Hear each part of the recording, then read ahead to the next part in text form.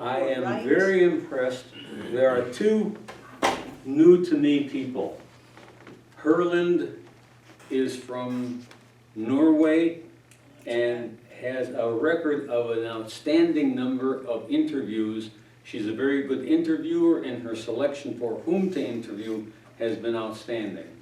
The other journalist is very young, 22, 23. Her name is Whitney Webb. I don't like to listen to her speak because she speaks like a 20-something. But she writes well, and she's got very good sources. And she's written on several different subjects, and I have not yet found her lying to me, and I have not yet found her bending things inappropriately. That's not to say she won't do it next week, but I'm very pleased with both of them. As I told Dawn, today's session can be titled either 30 Years of Subversion or How to Create a Revolution. It is basically the story of what the United States has done to subvert any number of nation states beginning around 1990. And the reason I say around 1990 is that the techniques have changed. Before 1990, the CIA was doing a number of subversive things to various nations that were not our vassals. The United States ruling establishment sees two kinds of nations: vassal states and enemy states. So if you're not a vassal, you're an enemy. Before 1990, there were secret government programs to subvert these nation states. Around 1990, the National Endowment for Democracy and George Soros Open Society started doing things openly with government funding, what previously had been done by three-letter agencies covertly. The interview we're going to watch today is by Ms. Herland and Joaquin Flores, who is a journalist who works out of Belgrade. Am I pronouncing that correctly? And because he has analyzed the methodology, they have an interesting interview, and they will cover Tunisia, Libya, Egypt ×2, because Mubarak was number 1 and al-Sisi was number 2,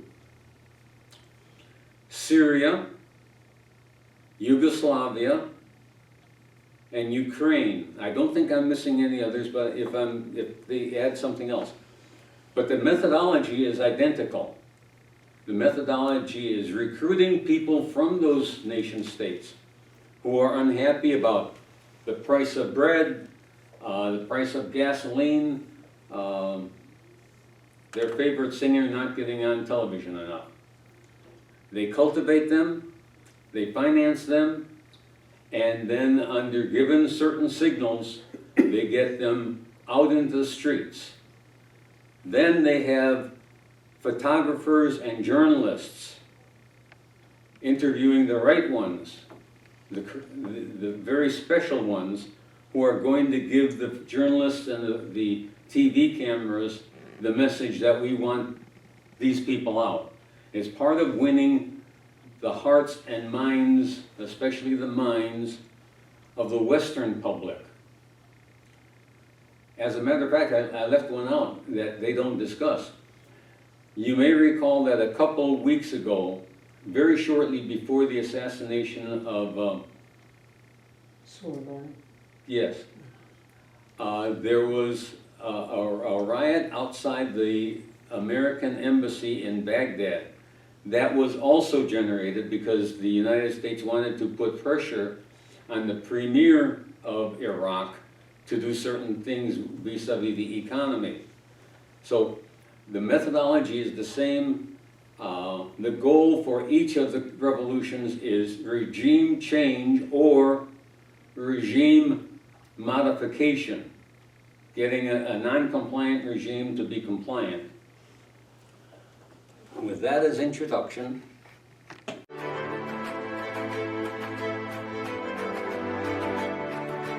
so welcome to the Herland Report, Mr. Joaquin Flores. You are a political scientist, a graduate from California State University in Los Angeles. You are a journalist and an accomplished editor, and we're so happy to have you here. You come from all the way from Belgrade, and we find that especially interesting as Serbia and Kosovo and Yugoslavia really was the starting point for a new kind of thinking in our modern world regarding how to create a revolution.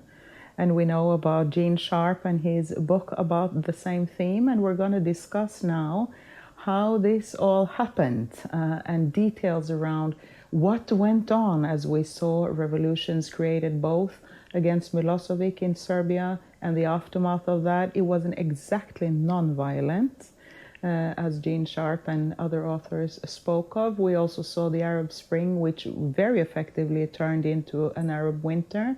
We've seen both Libya and Tunisia and Syria as well in dire problems. So first and foremost, tell us a little bit about yourself. Well, I think that, and many would agree, that Belgrade really is one of the central hubs of the world. Certainly, it's where East meets West. And when you look at the history of Belgrade, the level of diplomacy, the level of intrigue, all of the sort of plots have all been hatched from Belgrade. And many of the things, as you were saying, that are occurring in the world now were sort of rolled out in prototype form in Yugoslavia, in Belgrade.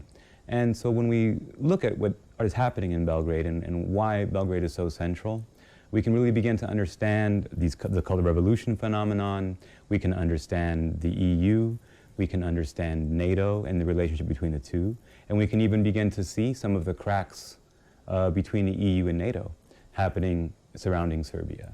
And I think that when we sort of untangle that big question mark of Belgrade, we can really understand, as you were saying, what happened in Syria, what happened in Libya, what happened in Ukraine. And you know, you can see, like they used to say, all roads lead back to Rome. Well, with the color revolution, all the roads lead back to Belgrade.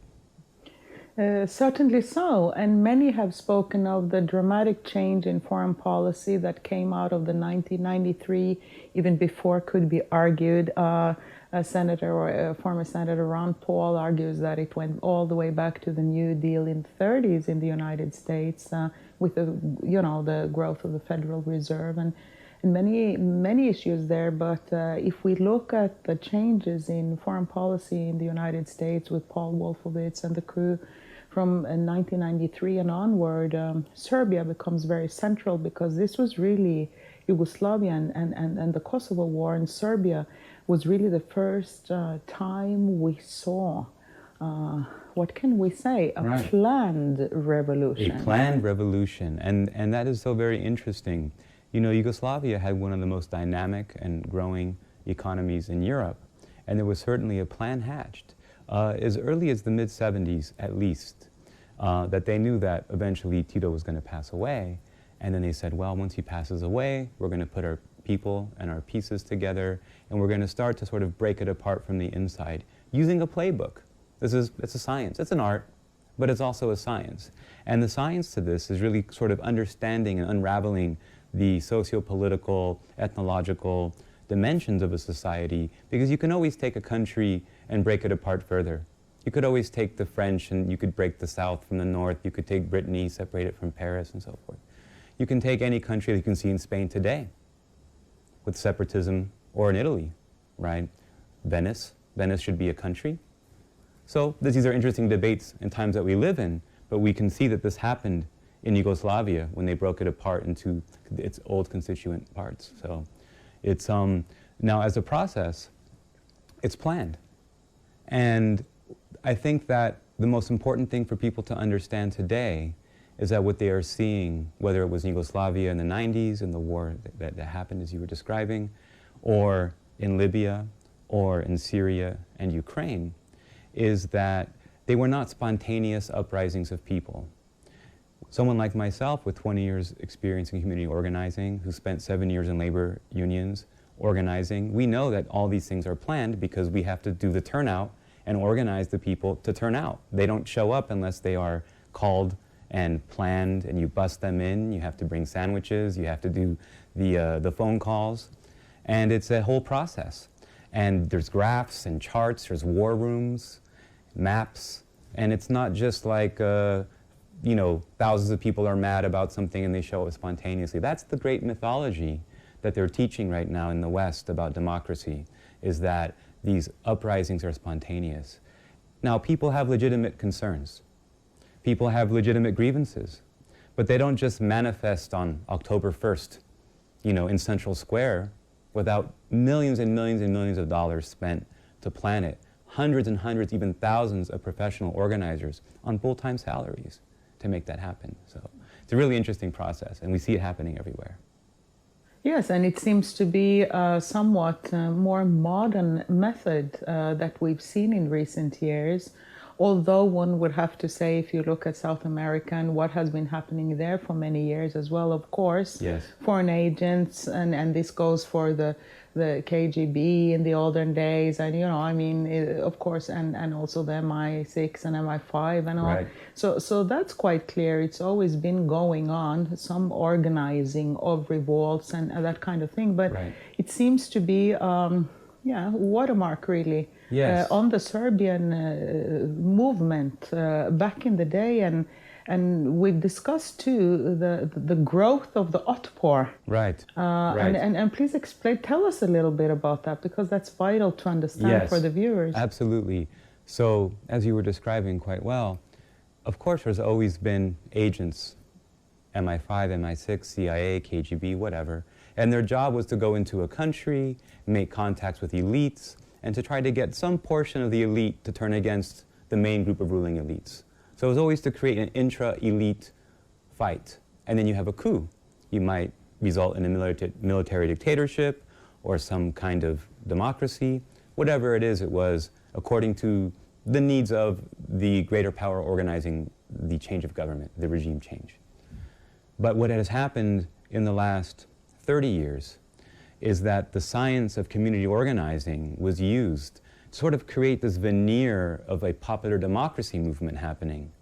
So in the past, 100 years ago, you might have one group of elites, they're contacted by the CIA, the military, the generalissimos, the agribusiness, and they will depose a king, or they will depose a parliamentary elected president, or whatever. But what has happened in the last, say 30 years, has been to use new methods of media, to use especially the internet, starting in the early 90s, and to use these new methods of communication. Of course, more recently, Twitter was massively used in Libya, massively used in Syria, right? Twitter storms. And they used the combination of new methods of technology, new methods of popular organizing to simulate a popular uprising. I mean, that is an incredible simulacrum. It's like a holographic reality that we've been introduced to because the people watching it on TV. And they focus on people. I mean, literally when you're planning these things, you find the people, the organizers like I used to be, we find the people who are already prepared to have the talking points to talk to the media. And they look like just a guy on the street, a student, whatever, hairdresser, and they are, but they've been prepped, you know, say this, this, and this. And then that's what CNN captures, and then people think this is what's happening. Also, people are protesting for something very banal, something very boring. I mean, important to them, but they're not asking for regime change. All these mass protests, people were saying, oh, we're protesting because the electric tax rate is going to go from 15% to 19%. Oh, we're taxing because there was some change in the code, and we're protesting to see this code overturned. And for example, in the Tahrir Square and the so-called Arab Spring in Egypt, it was a question of the price of bread that had gone up. That's right. It was not goodbye Mubarak. You know, it was actually, let's fix the price of bread. Now, interestingly, the whole issue of bread prices, the FAO, UN FAO index, determined that when that price gets to a certain point, that's going to lead towards a popular revolt. It's like, I think it's 210. It's an index number. And when you get to that number, you are within 99% certainty that people will be out in the streets. So what happened with the collapse of the housing market bubble in 2006, 2007, that they introduced through the Federal Reserve quantitative easing, QE1, QE2, QE Unlimited. Now, on paper, they told people, well, this is $700 billion. But there was no limit to the number of $700 billion checks that could be written. So what they then did is they cornered the perishable goods market, especially those companies which were marketing mostly in agribusiness to Middle East countries. Then they picked their friends. Well, we're going to give Turkey a break, we're going to give Saudi Arabia a break, we're going to give Jordan a break, etc. But Libya, Iran, Syria, Egypt, they're going to get hit full brunt. So then these governments were scrambling to subsidize the prices, and we all know that subsidies often go sideways for many, many reasons. But I mean, it's a stopgap, you know, a short-term solution to keep people from starving, probably legitimate, but it's ultimately not sustainable. And these were bread riots. They weren't saying the government should go. They were saying the bread should go in my stomach, you see. And then you pick maybe 20, 30 people from the audience that you've pre-organized to speak to CNN, and then they say, we want the government to go. And then the people watching it think that there's, you know, 40,000 people or 500,000 people on an issue that's not their issue. That's the holographic reality that they've produced. And interestingly enough, also with the Tahrir Square, when you look closely at some of the photographs that came out of the early days there are complete replicas of the famous painting from the French Revolution with the lady, right, with the bare breast and the right, little boy next to her, and they're all on a pile of rubble. Right. And it's replicas of that. Yes. And many of the Egyptians were describing also how truckloads of brick stones were, you know, flooding right, the Tahrir Square and they were told, go take the brick and throw a brick. Right, to make it a scene. And it's like from Les Miserables, you know, they just sort of took this script.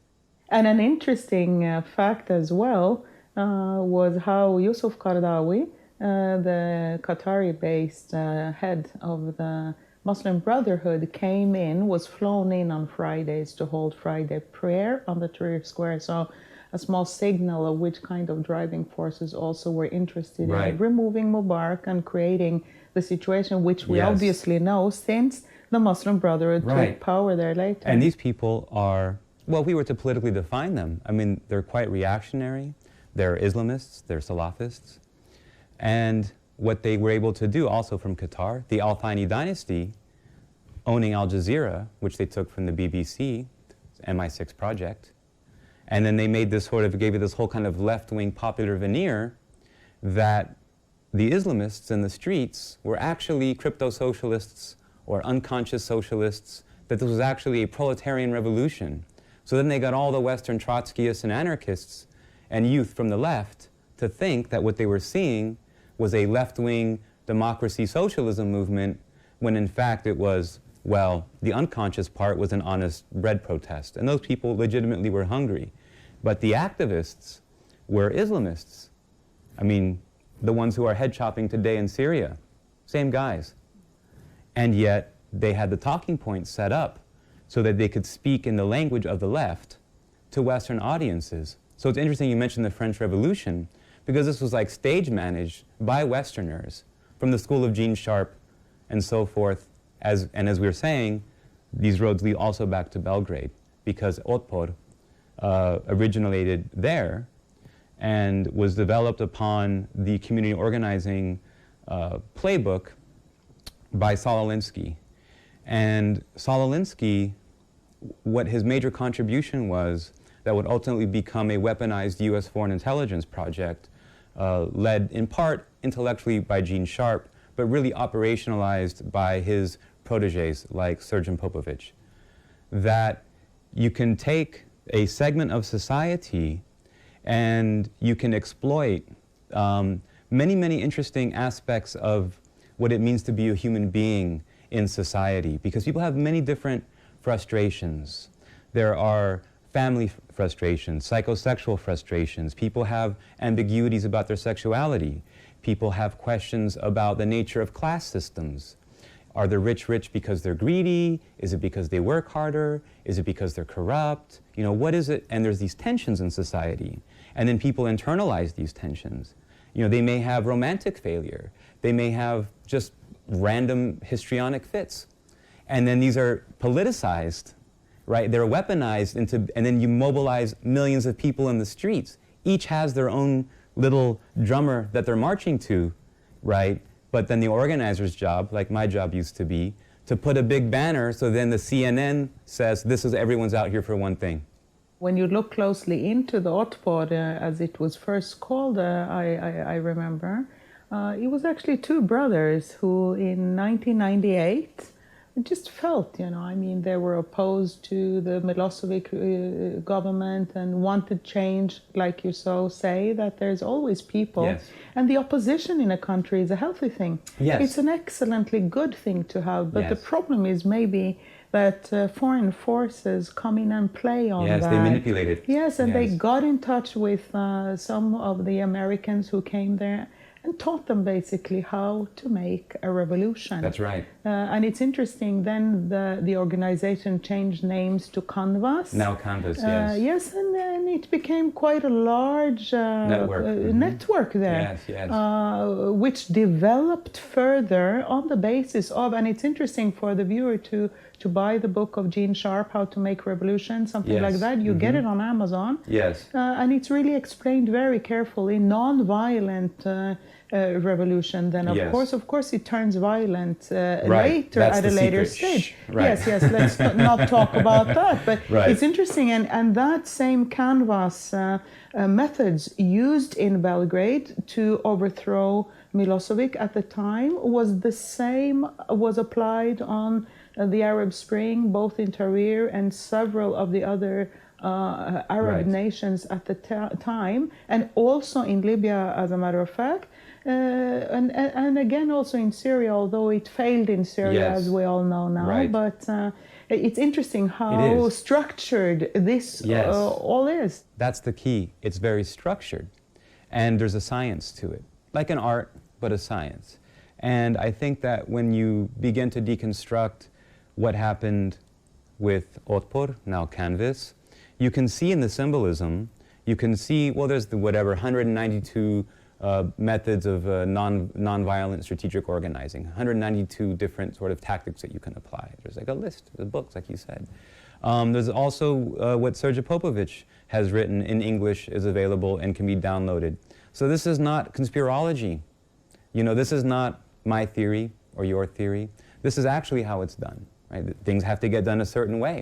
It's not a conspiracy that engines for cars are built a certain way. I mean, there has to be a blueprint or the car won't function. And there has to be a blueprint for revolutions or the revolution won't take place. And it's interesting, when you look at Canvas and the methods that are clearly written out there is, okay, you're going to move into a country where you want to have regime change. And then you analyze, okay, who are the driving forces, or who are the groups that go with the president or the Right. current political structures? Maybe that president is very popular with the people. Okay, so how can we weaken him? Then you get in touch with oppositional groups that do not like him for some reason. In some of the Arab countries, to be a bit frank, you know, I mean, Right. the oppositional groups want to have power, and same goes for some of the African countries, maybe as much in the West too.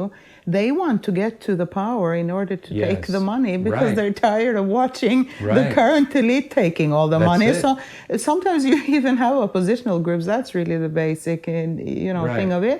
And then you make sure to get all the information and to fund Right. precisely those oppositional groups so they get very strong. Yes. And they also may infiltrate the groups that belong to the current president, whatever. well. And this way, and thirdly, you also need to have a lot of arrests. Yes. And then you call the Western media, whom are your friends, because those who own the newspapers are the same guys that also want to overthrow that government. Maybe, I mean, sometimes to get the resources in that country destabilized Yes. for one reason or another. And then you're very happy when you're getting arrested, because then there's the pictures of it. And There it again, is. There it is, The Guardian, New York Right. Times, they all have Yes. simultaneously the same photographs like we Yes, saw the when same script. ISIS Right. came 2014. On one day, we were all shown Right. the same brilliantly Western Right, produced. Yes. photographs we know, because Right. when you know the Production Arab, side, yeah. yes, and then the Arab nations, they're Yes. excellent at so many things, Yes. but they have their own Arabic, proud Right. Arab way of doing Yes, it. yes. And that's not Western photography. Right. So It was very evident. Yeah. it's evident. It's Yes. What you mentioned was very interesting as well. With Libya, you know, when you go in to overthrow a government or to attack its leadership, you don't attack the weaknesses, you attack the strengths. So I remember, for example, they had, there's a program in the United States called Democracy Now! With Amy Goodman, and she often covers some very good things as well, and some other things she maybe not ask as difficult questions as she ought to ask. So she had a gentleman from Doctors Without Borders, supposedly. It's a Western-backed NGO funded by the National Endowment for Democracy, USAID, and George Soros. They do some good work as well. However, this guy was also representative of the Transitional National Council, whatever, the TNC was the sort of the government that the US was trying to promote as the government following Gaddafi. And one of the wonderful things about Gaddafi's Libya is they didn't have much of a standing army. They had popular militias, so the citizens were armed, right?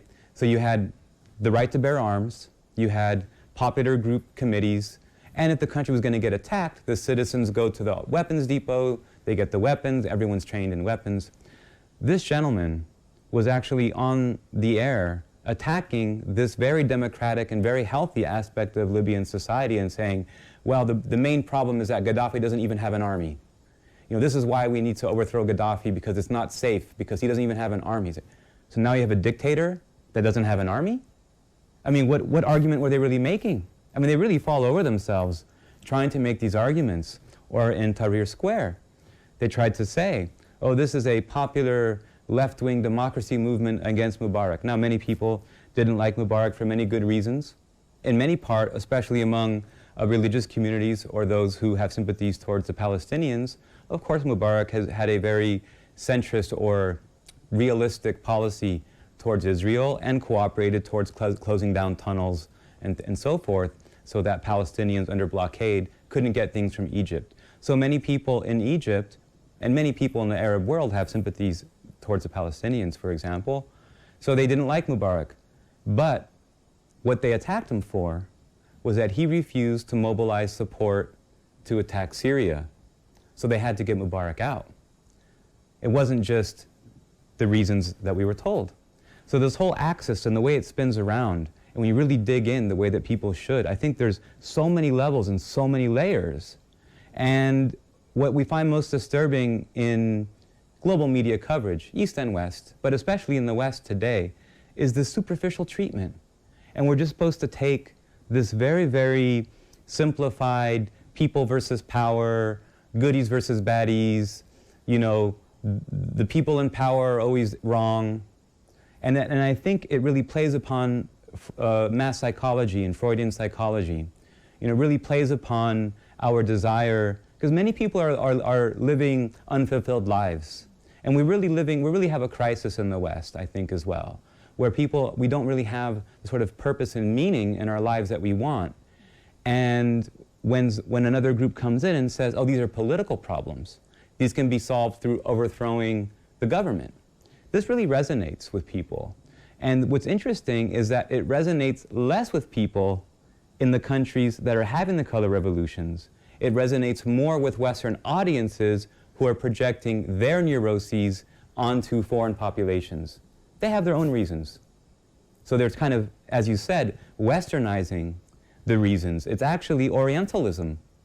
It's actually just projecting onto them their own neuroses, right? So that was actually done very well in Yugoslavia. There was a inter-ethnic conflict that the West was promoting in Yugoslavia, and they made it be a people versus power conflict, well, there'll probably be another conflict again, God forbid, but in Serbia again with either or both Albania and Bosnia, because the United States is pushing the government in Sarajevo to change the government completely, so that the Serbian Autonomous Republic of Republika Srpska no longer autonomous.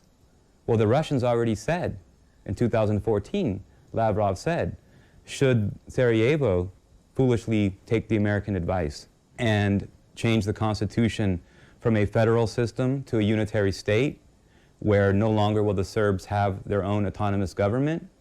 Well, the Russians said that they would recognize a Crimea-like process of referendum. I don't think that the Americans, with Camp Bondsteel in Kosovo and with the heavy investment with the Saudis in Sarajevo, are going to let that happen without a fight. So we live in tremendously dangerous times, and so many of these things really, take us back to this color revolution process.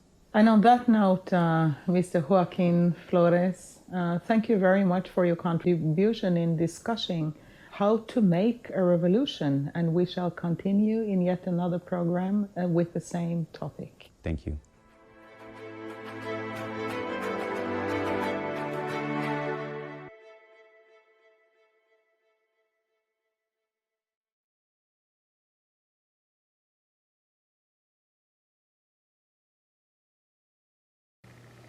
One element that they didn't get to this week, and I don't know that we will get approach the second interview, but the next step in some of these color revolutions you could see in the Maidan, because when they could not get everything they wanted from Yanukovych by having the crowds in the street, then they had their own hired sharpshooters high up in 3 separate hotels, I believe, shooting down at the crowd, but very specifically shooting on both sides, so that the government forces thought that the crowd was shooting at them, and the crowd thought that the government forces was shooting at them.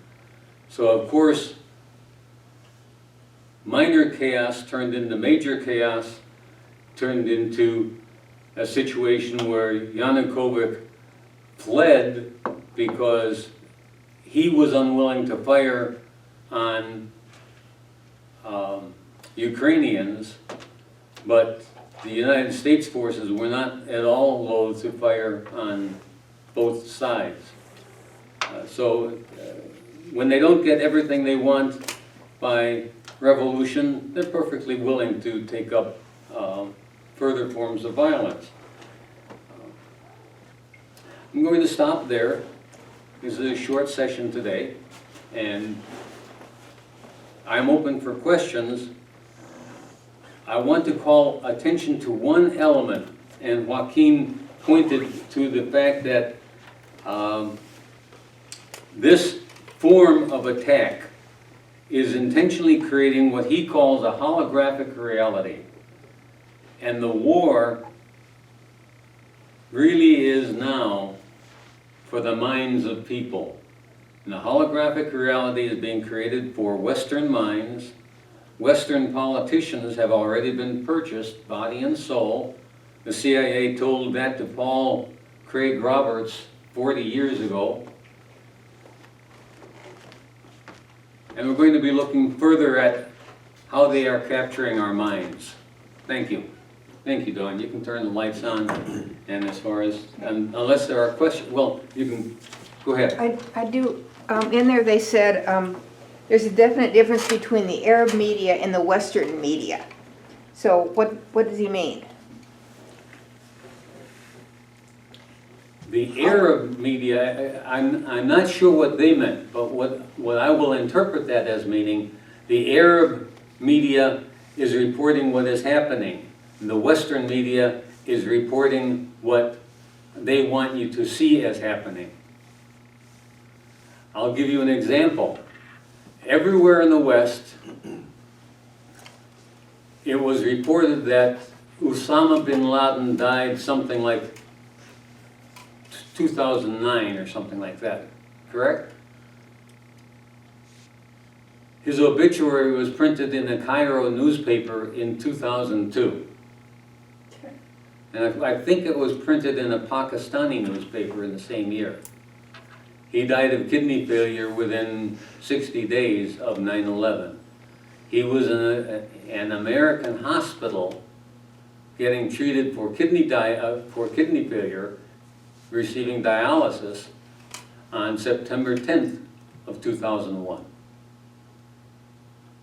So everything that the American people and the West has been told is part of what Joaquin is calling a holographic reality.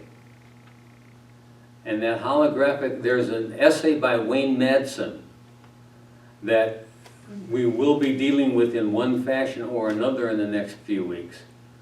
Because Wayne is taking very seriously the creation of a totally synthetic reality for the Western audience.